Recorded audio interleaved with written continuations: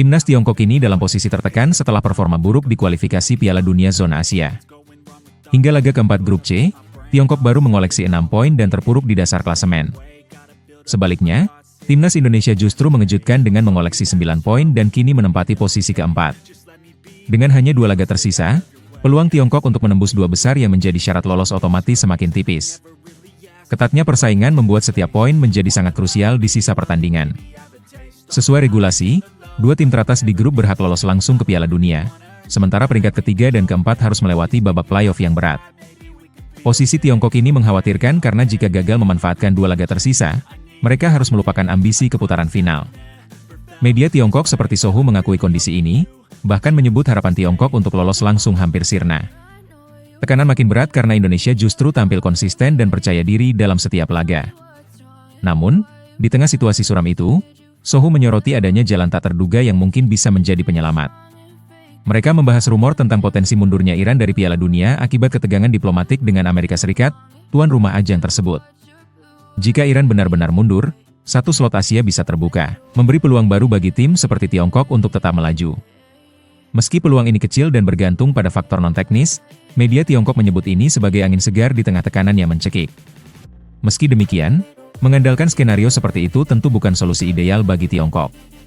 Mereka tetap harus fokus berjuang di lapangan dalam 2 laga terakhir, termasuk melawan Timnas Indonesia yang kini tampil penuh semangat.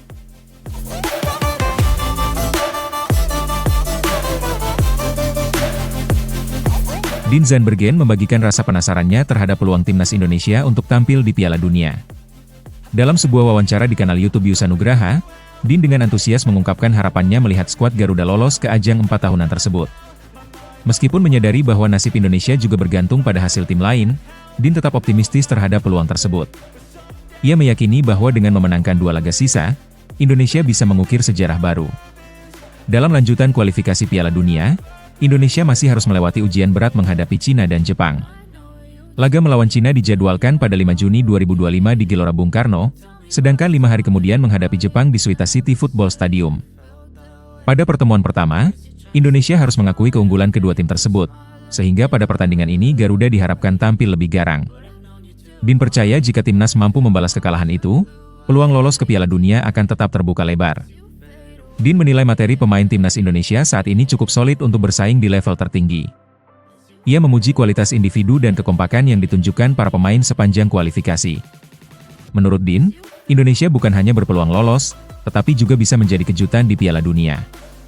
Pemain berusia 23 tahun itu merasa antusias membayangkan bagaimana skuad Garuda tampil menghadapi raksasa-raksasa dunia di panggung sepak bola terbesar. Dengan latar belakang ibunya yang berasal dari Depok, Dean merasa memiliki ikatan emosional dengan perjuangan timnas Indonesia. Ia menyebut bahwa performa para pemain muda yang sekarang memperkuat tim sangat menjanjikan. Dean optimistis, jika Indonesia berhasil mengamankan 2 kemenangan, mereka akan mengukir prestasi luar biasa.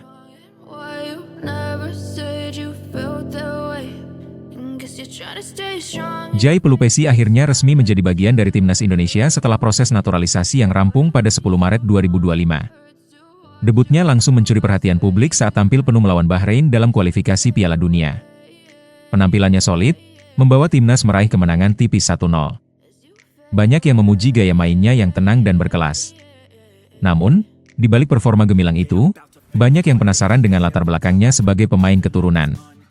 Dalam sebuah podcast bersama Tom Hai di kanal The Highway, Joy membagikan kisah menyentuh soal asal-usulnya. Ia mengungkapkan bahwa darah Indonesia mengalir kuat dari kakek dan neneknya, Jacob Pelupesi dan Efrosina Lemina Manuputi. Jacob lahir di Oau, Maluku Tengah, sementara sang nenek lahir di Helendom, namun sama-sama memiliki akar dari Saparua Kepulauan Maluku. Jai pun menjelaskan bahwa nama belakangnya berasal dari sang kakek, yang merupakan bagian penting dari identitasnya. Ia merasa memiliki ikatan kuat dengan budaya dan sejarah Indonesia, terutama Maluku. Jai bercerita bahwa keluarganya cukup besar dan penuh kehangatan. 8 dari 10 anak kakek neneknya lahir di Indonesia, termasuk ayahnya yang kemudian menetap di Belanda. Setiap kali keluarga besar berkumpul, suasana jadi ramai dan penuh tawa. Ia menyebut suasana seperti itu sebagai kekacauan yang menyenangkan. Kini, adiknya bahkan sedang berada di Maluku untuk melangsungkan pernikahan, membuat hubungan keluarga mereka dengan tanah leluhur semakin dalam. Jai pun mengungkapkan kebahagiaannya melihat anggota keluarganya kembali ke akar mereka. Menurut Jai, Semua kenangan dan kedekatan dengan Indonesia itu menjadi alasan kuat mengapa ia merasa bangga bisa membela Merah Putih. Ia merasa keterikatannya dengan Indonesia semakin kuat setelah debut bersama timnas, ditambah dengan kehadiran adiknya di Maluku.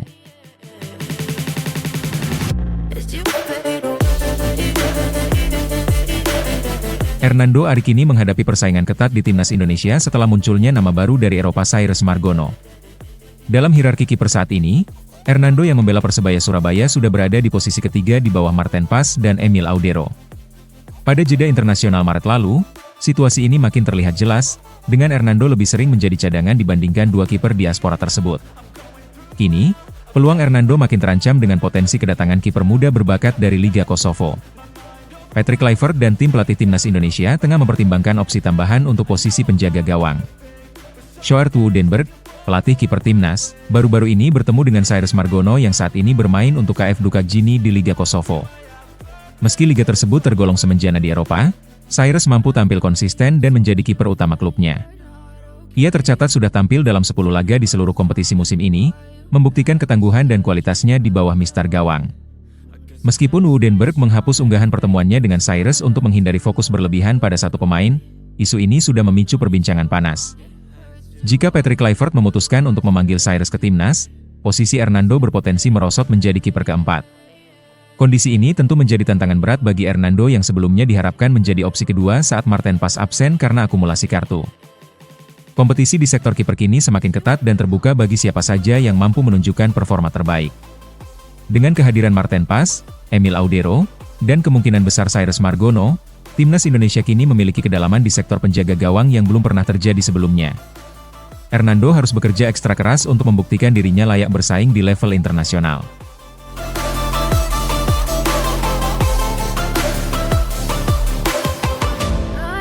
Jai Itzes menegaskan tekad kuatnya untuk membawa klubnya bertahan di Serie A musim ini. Melalui unggahan Instagram pribadinya, Itzes menyuarakan semangat pantang menyerah dengan tagar belum selesai, menandakan bahwa perjuangan Venezia masih jauh dari kata usai. Dalam waktu dekat, Venezia menghadapi tantangan berat saat menjamu AC Milan. Laga ini akan menjadi penentu besar dalam upaya mereka menghindari degradasi. Dalam pernyataannya, Jai Itzes menegaskan bahwa masa depannya ada di tangannya sendiri, bukan ditentukan oleh pendapat orang lain. Sebagai kapten Venezia, Itzes menunjukkan mentalitas petarung yang siap bertanggung jawab atas nasib timnya. Meski tekanan besar menghantui, Jai menegaskan bahwa dirinya tidak akan pernah menyerah sebelum peluit akhir musim dibunyikan. Keyakinan itu lahir bukan tanpa alasan, karena tren positif Venezia dalam 3 laga terakhir memberikan harapan besar bagi mereka. Venezia tercatat tidak terkalahkan dalam 3 pertandingan terakhir, sebuah catatan yang lebih baik dibanding pesaing mereka di papan bawah. Monza justru menderita 3 kekalahan beruntun, sementara Empoli mencatat 1 kekalahan. Bahkan tim-tim di atas Venezia pun gagal meraih kemenangan dalam 3 laga terakhir, dengan 2 kekalahan di antaranya. Statistik ini membuat peluang Venezia untuk lolos dari zona merah terbuka lebar jika mereka mampu menjaga momentum di sisa 5 pertandingan. Misi Venezia bertahan di Serie A akan dimulai dengan laga super berat melawan AC Milan yang tengah berburu tiket ke kompetisi Eropa musim depan. Meski lawannya berat, Jai Itzes dan rekan-rekannya bertekad tampil habis-habisan di kandang sendiri. Pertandingan ini bukan hanya soal 3 poin, melainkan tentang mempertahankan harga diri dan memastikan bahwa perjuangan musim ini tidak sia-sia.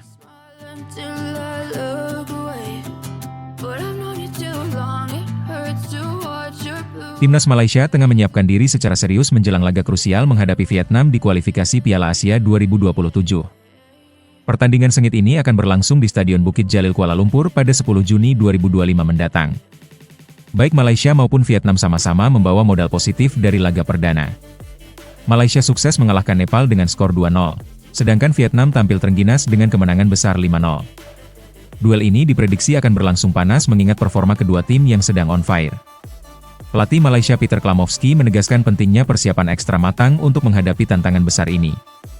Ia menyadari laga ini tidak mudah, apalagi digelar setelah musim kompetisi domestik berakhir, di mana kondisi fisik para pemain bisa saja menurun. Klamovski menilai perlu adanya waktu untuk menyegarkan pemain, baik secara fisik maupun mental, setelah melewati jadwal kompetisi yang padat. Untuk itu, ia merencanakan beberapa langkah strategis agar Harimau Malaya bisa tampil dalam kondisi terbaik. Salah satu solusi yang disiapkan adalah menggelar laga uji coba sebelum menghadapi Vietnam.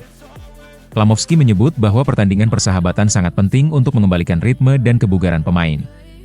Meski belum mengumumkan lawan dalam uji coba nanti, Pelatih asal Australia tersebut memastikan bahwa uji coba akan dilakukan dalam waktu dekat. Tujuannya jelas, agar para pemain siap tempur melawan Vietnam yang sedang berada di puncak performa, dengan catatan hanya sekali kalah dalam 12 pertandingan terakhir mereka. Kualifikasi Piala Asia 2027 menjadi tantangan berat bagi Malaysia dan Vietnam karena hanya juara grup yang otomatis melaju ke putaran final.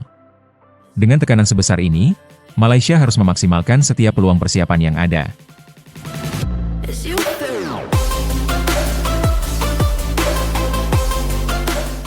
Gary Rowett memberikan kabar yang menggembirakan mengenai kondisi Oleh Romeni menjelang laga penting melawan Sunderland. Rowett menyampaikan bahwa meskipun Romeni sebelumnya tersisih dari starting 11 saat melawan Cardiff, semangat dan motivasinya untuk kembali bermain sangat tinggi. Pemain berdarah Indonesia ini bahkan disebut sebagai salah satu dari beberapa nama yang menunjukkan gairah besar untuk tampil sejak menit awal. Hal ini membuka peluang besar bagi Romeni untuk kembali mendapatkan menit bermain dan membuktikan kualitasnya di lapangan. Selain membahas Romeni, Rowett juga mengonfirmasi ketersediaan beberapa pemain lain, seperti Hide yang baru pulih dari gegar otak. Meski Hide mengaku siap bermain, Rowett menegaskan pentingnya pendekatan hati-hati terhadap pemain yang baru saja mengalami cedera kepala. Ia menekankan perlunya memperhitungkan skenario terburuk, termasuk kemungkinan benturan atau sundulan bola saat pertandingan berlangsung. Pendekatan ini menunjukkan kehati-hatian Rowett dalam menjaga kebugaran skuadnya secara keseluruhan. Sementara itu, atmosfer positif tampak jelas dalam internal tim.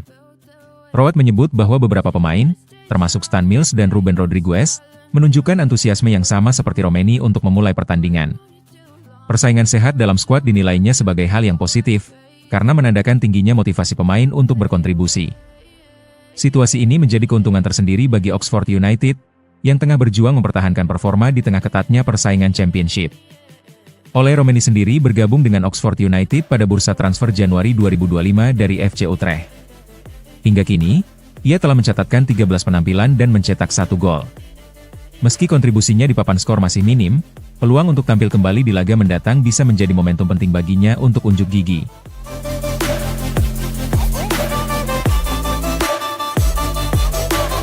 Elkan Bagot kembali menjadi sorotan setelah tampil sebagai starter dalam 2 laga terakhir bersama Blackpool. Pemain bertinggi 196 cm itu mendapat pujian khusus dari pelatih Steve Bruce, yang selalu memanggilnya dengan julukan Big Elkan. Julukan itu bukan tanpa alasan, karena postur Bagot yang menjulang menjadikannya figur dominan di lini belakang. Meski sempat diganggu cedera panjang sepanjang musim, kembalinya Bagot di penghujung kompetisi membuat Bruce mempertimbangkan langkah serius untuk masa depannya. Steve Bruce, mantan bek Manchester United era Sir Alex Ferguson kini melatih Blackpool di League One. Dalam wawancara terbarunya, ia mengakui bahwa pemain-pemain pinjaman menjadi topik utama untuk persiapan musim depan.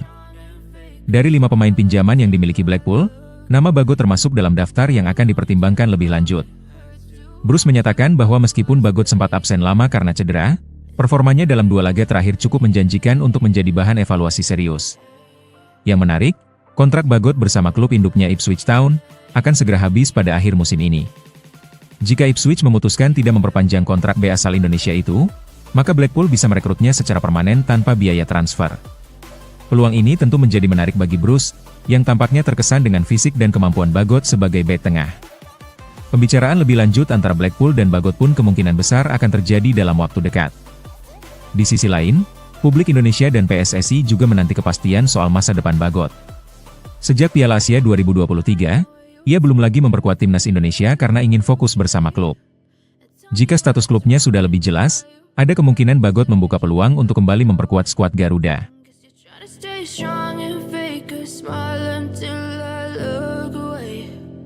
Sandy Walsh bersiap menghadapi salah satu momen terbesar dalam karirnya, melawan Cristiano Ronaldo di ajang AFC Champions League Elite. Pemain Yokohama Marinos itu masuk dalam skuad yang diboyong ke Arab Saudi untuk menghadapi Al Nassr pada laga perempat final. Pertandingan ini sangat dinantikan karena mempertemukan salah satu pemain Asia Tenggara terbaik saat ini dengan mega bintang dunia yang telah mengoleksi 5 Ballon d'Or. Dalam unggahan di Instagramnya, Sandy membagikan semangat dan antusiasmenya menyambut laga besar ini. Ia menyebutkan betapa menyenangkannya persiapan awal di Jeddah, tempat yang akan menjadi saksi duel panas antara Yokohama Marinos dan Al Nassr. Sandy telah menjadi pemain andalan di lini belakang Marinos selama kompetisi ICL Elite, bahkan tampil penuh dalam 3 laga penting sebelumnya. Di bawah arahan pelatih Steve Holland, ia ikut mengantar timnya menang atas Shanghai Port di fase grup dan babak 16 besar. Namun, situasi internal tim kini berubah. Steve Holland telah dipecat dan posisinya digantikan oleh Patrick Kisnorbo, mantan asisten pelatih yang kini menjabat pelatih sementara. Perubahan ini menambah bumbu ketegangan dalam persiapan tim menuju laga penting melawan tim bertabur bintang seperti Al Nassr. Meskipun begitu, kepercayaan yang sudah ditunjukkan kepada Sandy Walsh sejauh ini membuka peluang baginya untuk tetap menjadi starter di lini belakang Marinos. Duel ini bukan hanya penting bagi Yokohama F. Marinos, tetapi juga menjadi sorotan publik Indonesia. Melihat pemain timnas Indonesia bersaing langsung melawan Cristiano Ronaldo menjadi kebanggaan tersendiri. Sandy bukan hanya membawa nama klubnya, tapi juga harapan dari para penggemar sepak bola tanah air. Jika mampu tampil solid dan menahan gempuran Al Nassr, nama Sandy Walsh bisa semakin bersinar di level Asia.